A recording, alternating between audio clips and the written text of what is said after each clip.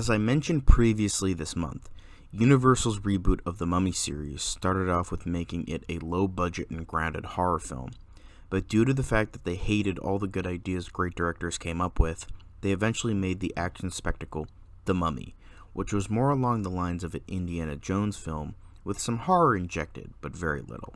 It proved to be a huge success, garnering over $400 million at the box office to an $80 million budget.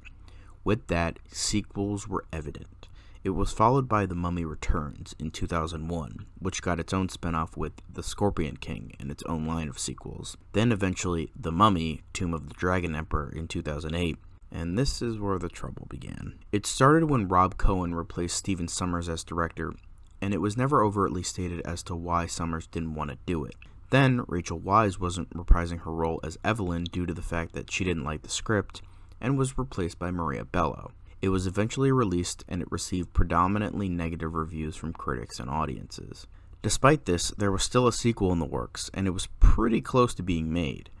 What it was going to be about was the O'Connell family, played once again by Fraser, Bello, and Ford, going to Peru to fight against an ancient Aztec mummy, who was going to be played by Antonio Banderas, and it was set to release in 2011. Why they would be going to Peru to fight a Mexican Aztec is beyond me, but this is only from what I've heard online. Not much is known about the story or how far it got, but Maria Bello was signed on to do another movie, and Luke Ford was signed on to do 3 more Mummy movies. What I can gather from that piece of information is that due to Fraser and Bello being older, is they would have either been killed off or retire, and a new trilogy would have followed Alex O'Connell as the new lead, starting with Rise of the Aztec. But that's just my theory. Due to the lack of general interest from Universal and them assuming that the negative reception from Dragon Emperor means that fans weren't interested, they officially canceled the film in 2012. They then opted for a reboot, and instead of doing a grounded horror film, they went for spectacle again. And instead of bringing in talented people to do the job right and look back at what made the Sommers films so good, they brought in Tweedledum and Tweedlefucknugget to destroy the franchise before it even started. Way to go, guys.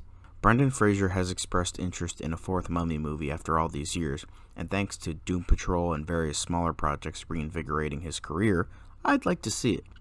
But in terms of this concept, I think going from country to country with different mummies of emperors is certainly a good idea rather than just staying in Egypt. I think there is potential for spectacle fantasy again, especially where superhero films are dominating the box office. It could break up the monotony of those films, but only time will tell if that happens.